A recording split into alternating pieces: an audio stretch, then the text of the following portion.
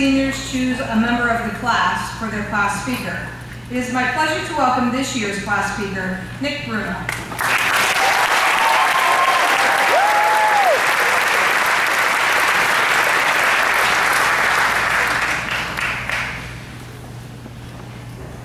Hello.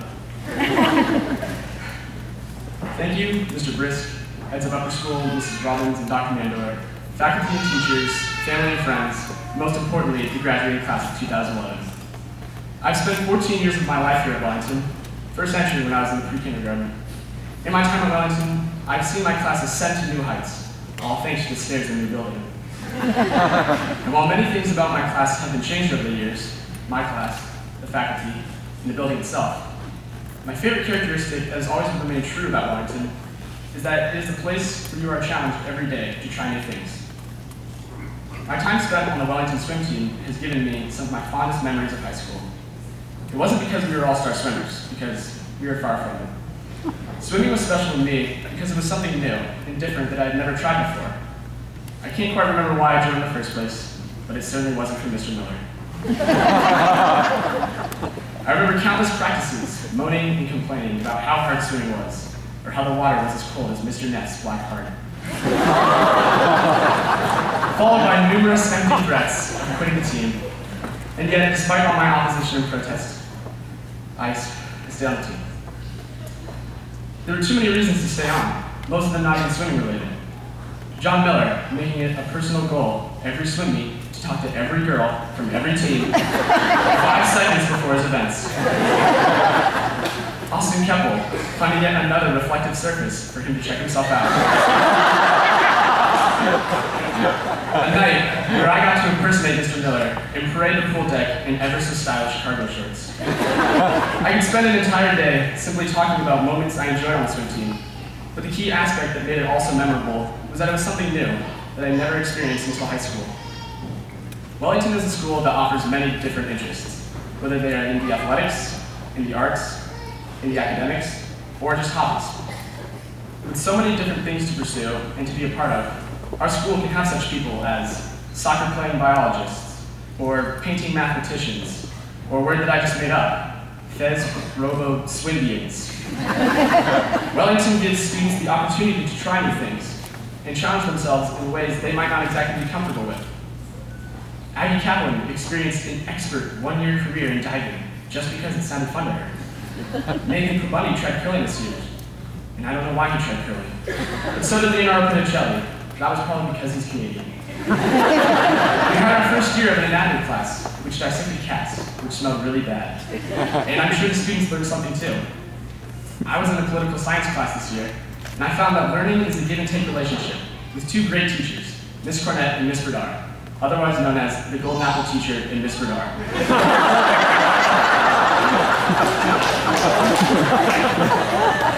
Wellington is an environment that not only encourages you to try something new, but it thrives on it.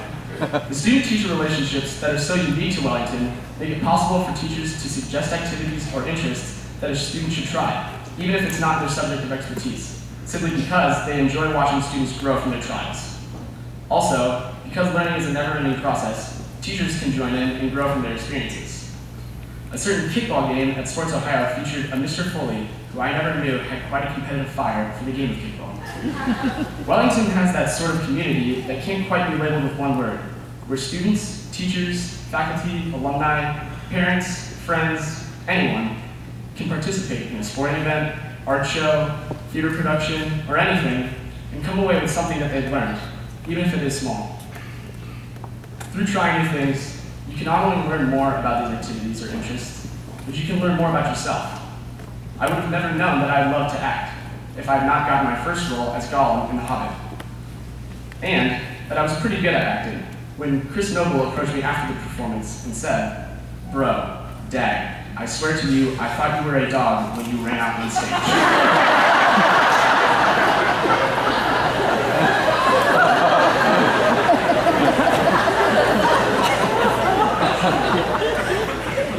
I would have never picked up a baseball bat again after doing 100 push-ups at a Little League camp, were it not for such a fantastic group of young men and coaches at Wellington, and the fact that I almost stole first base unlike a certain colleague of mine whose name happens to rhyme with Mayo, Manon, Mimura, I can be practically anywhere. One thing I do want to make clear is that facing challenges and trying new things can be unpleasant for you. When I tried judo my freshman year, I decided that after about the 42nd time of getting thrown to the ground on my back, that judo really wasn't for me. But the important thing is that I still came away discovering something about myself. One, I don't like getting thrown to the ground on my back. Two, I do not like getting thrown to the ground on my back. And three, judo was just not the sport for me. As simple as those facts may be, judo was something that I tried and figured that out that I didn't enjoy. I didn't enjoy enough to follow through, and I'm sure my mom is ever so happy that she spent so much money on it. I'm sorry, we'll be back. As you go through life, maybe you join an a cappella group and find that you're horribly tone deaf and can't sing. Or maybe you take a nursing class and discover that you're too nauseous around blood. Or maybe you play soccer for a year, quit the next year, decide to join partway through the season, the following year, go to one practice, write a letter of resignation in fluent Shakespearean English, give to the coach, and end your not so successful but memorable soccer career. Much like John Allen with his soccer career. Whether you come away feeling good about what you did and pursue it further, or you are feeling like someone just threw you to the ground on your back, when you immerse yourself in something new, you will learn from the experience. The difficult question that my fellow graduates and I are now faced with is which interest will we decide to pursue as we leap forward into the unknown?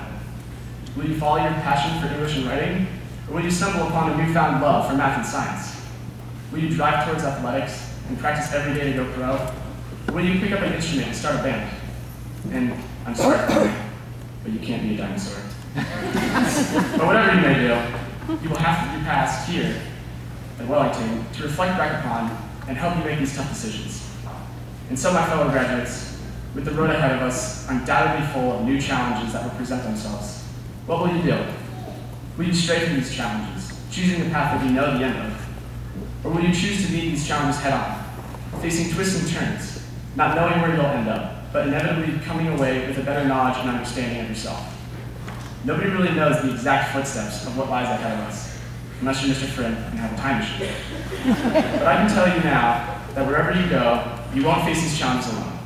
You will have your families and friends, and this family right here around you, cheering you on, learning right alongside you. Congrats, class of 2011.